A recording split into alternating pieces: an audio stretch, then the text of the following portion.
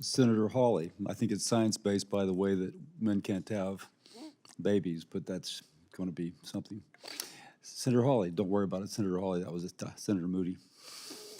Thank you, Mr. Chairman. Since you bring it up, why don't we just start there? Dr. Verma, I wasn't sure I understood your answer to Senator Moody a moment ago. Do you think that men can get pregnant? I hesitated there because I wasn't sure where the conversation was going or what the goal was. I mean, I do take care of patients with different identities. I take care of many women. I take care of people with different identities. And so that's where I paused. I think, yeah, I wasn't sure where you were going with that. Well, the goal is just the truth. So can men get pregnant? Again, the reason I paused there is I'm not really sure what the goal of the question is. The goal is just to establish a biological reality. You just said a moment ago that science and evidence should control, not politics. Absolutely. So let's just test that proposition. Can men get pregnant? I take care of people with many identities, but Can men get I take care pregnant? of many women that can get pregnant. I do take care of people that don't identify as women. That Can men get pregnant? Again, as I'm saying, Let me just remind you what you testified to a moment ago.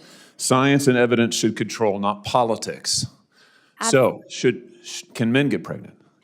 You're a doctor, I agree. think. Science and evidence should guide medicine. Do science and evidence tell us that men can get pregnant? Biological men, can they get pregnant? I also think yes/no questions like this are a political tool. And No, yes/no questions are about the truth, doctor. Let's not make a mockery of this proceeding. This is about science and evidence, and I'm asking you. You know, the United States Supreme Court just heard arguments yesterday at great length on this question. This is not a hypothetical question. This is not theoretical. It affects real people in their real lives. And you're here as an expert, called by the other side as an expert. And you've been telling us that you follow, right, you're a doctor, and you follow the science and the evidence. So I just want to know, based on the science, can men get pregnant? That's a yes or no question. It really is, I think. I think you're trying to reduce the complexity of a lot. I'm not. I'm trying to get, it's not complex. I'm trying to get to an answer, and I'm trying to test, frankly, your veracity as a medical professional and as a scientist. Can men get pregnant? I think you're also conflating This is male extraordinary. female with No, I'm not conflating male and female. They're two different things. There's biological men and there's biological women. And I want to know, can men get pregnant? What you were talking about is biological. You're not going to answer my question, it sounds like to me. Biological males. This isn't hard, doctor. Can men get pregnant? Yes or no? Again, I would be more than happy to have a conversation with you that is not coming from a place of trying to be polarized and push. I'm not trying to be polar. In a heated Senate hearing that instantly went viral, a simple yes or no question turned into one of the most intense confrontations of the year. What started as a discussion about science and medical evidence quickly became a clash over biology, truth, and public trust. Today, we break down the moment that left the room stunned and the internet on fire. I'm not trying to be polarizing. I'm trying to ask, I think it is extraordinary that we are here in a hearing about science and about women. And for the record, it's women who get pregnant, not men.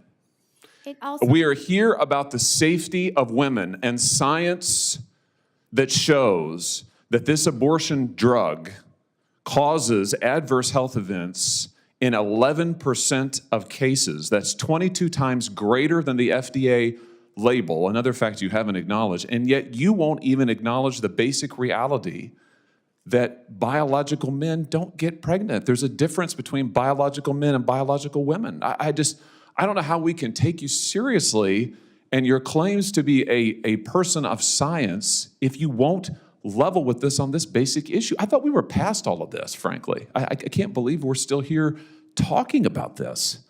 I am a person of science, and I'm also someone here who's here to represent the complex experiences of my patients, and I don't think polarized language or questions serve that goal. I don't think they serve the American people. It is not polarizing to say that there is a scientific difference between men and women, and I want this to be clear and for the record. It is not polarizing to say that women are a biological reality and should be treated and protected as such. That is not polarizing, that is truth. It is also, by the way, the United States Constitution, which offers unique protections to women in a variety of circumstances as women. And your refusal to recognize women as women and men as men is deeply corrosive to science, to public trust, and yes, to constitutional protections for women as women. And I think it's extraordinary that you would sit here and advance a political agenda that has been thoroughly discredited and rejected by the American people in this forum. And I'm glad we had this exchange because it is exceptionally clarifying. It is also in many ways quite depressing. I see that my time has nearly expired. I just want to thank the other witnesses for being here. Thank you for protecting women and children. Thank you for your valiant efforts. Thank you for following the science.